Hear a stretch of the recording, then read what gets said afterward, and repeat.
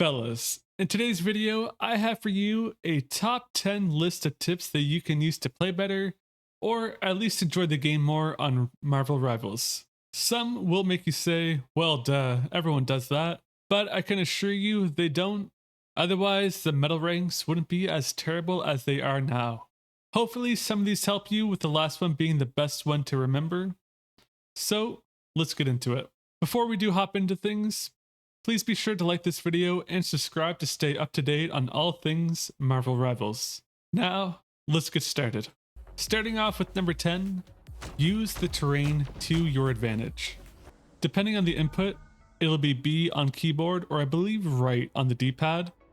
This will give you an X-ray vision to see what is and what is not breakable. Some map will have breakables that let you get into high places so you can see the other team coming. Breakable terrain means you can also create walls for better shielding and to take advantage of positioning. Breakable terrain means you can also create walls for some bonus shielding when dealing with attacks, or even making it easier to knock enemies off of the map.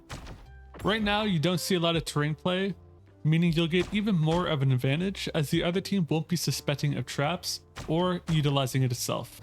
At number 9, you want to be playing around in the settings. You can have different settings like colorblind or even changing allies or foe colors. And then for different heroes, you can even go in and change the reticle sizing, import reticles yourself, or even change it to different types depending on what works best for you. For example, with some of the shooter type heroes, I do like having a green crosshair as I find it's easier to see and hit the targets, especially when things are chaotic on the screen. And then in the hero settings as well, characters like Venom, turning off easy swing will be fantastic to do as this actually lets you aim your swinging as opposed to it going just in a random spot nearby. Another good one is for Captain America. Making it so you only need to touch the shift button once and then you run all the time is absolutely fantastic. And small changes like this can really help your mobility during matches to get in easier wins. At number 8, we have learning to fill in your team. It's not always the case that you'll be playing the same hero or class in every match.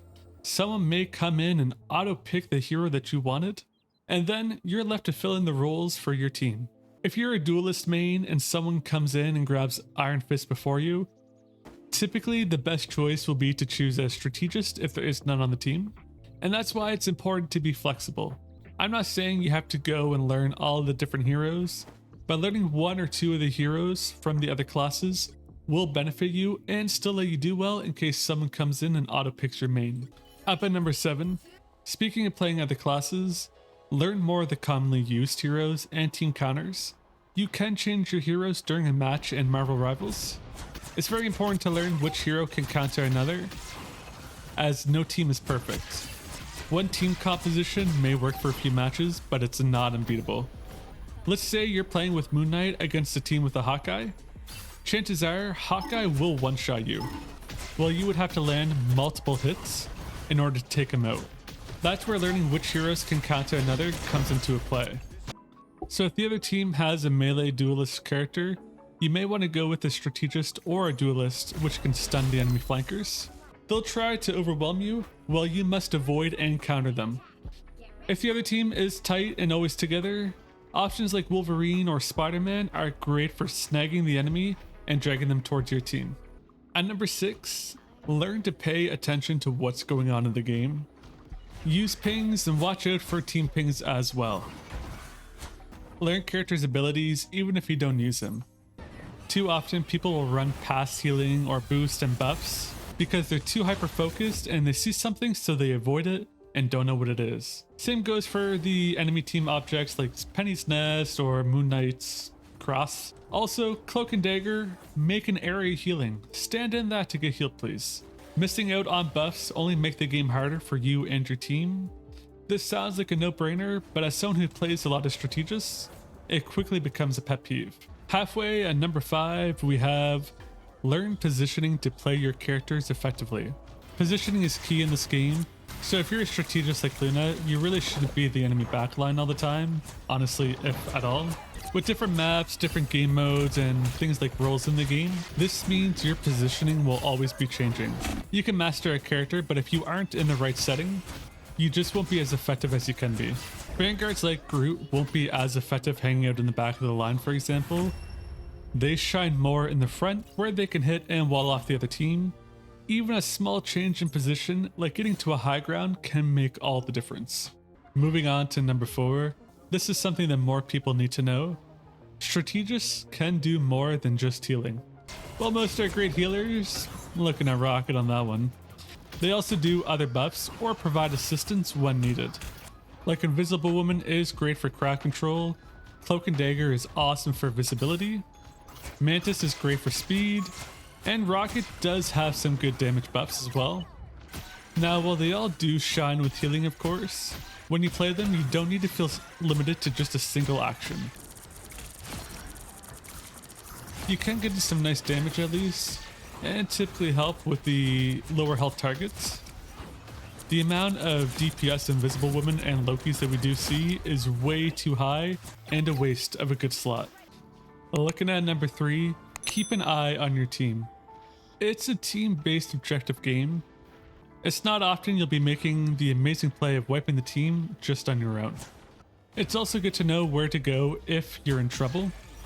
If you run away from your healers, for example, don't expect to be healed. The assassins like Black Panther or even someone like Spider-Man, you can get away with some solo action, but if you often find yourself spamming "I need healing" and then dying off by yourself, the problem likely isn't your team. This one goes for primarily the Call of Duty players who are playing, but in general, good for everyone as a refresher. Remember, it's an objective game. Play the objective and your role. That's how you win the game. Some roles are about fighting and getting kills, but if you only care about getting a kill, then there's a great game mode you'll love called Doom Control. Jumping to number 2, we have Don't Feed. While you won't necessarily give the other team huge bonuses for doing so, you're not really contributing either.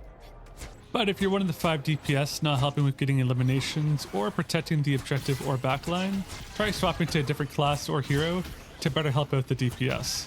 Even if you don't care about winning and just want to play the game, you'll have a lot more enjoyment actually getting to play consistently over dying and having to do the long walk back again and again. Finally, at number 1, be sure to have fun. At the end of the day, it's a game. If you're not enjoying it, take a break and come back. If you main a hero who is a meta like Captain America, for example, don't feel pressured into playing someone else that you don't like just to appease another person. You will do better playing someone that you do know over the meta choice that you do not know. However, unfortunately, we can all experience toxic players, so it's not the end of the world to turn off the comms or even use the Don't Play With Again feature. And so that's a wrap for this top 10 in Marvel Rivals.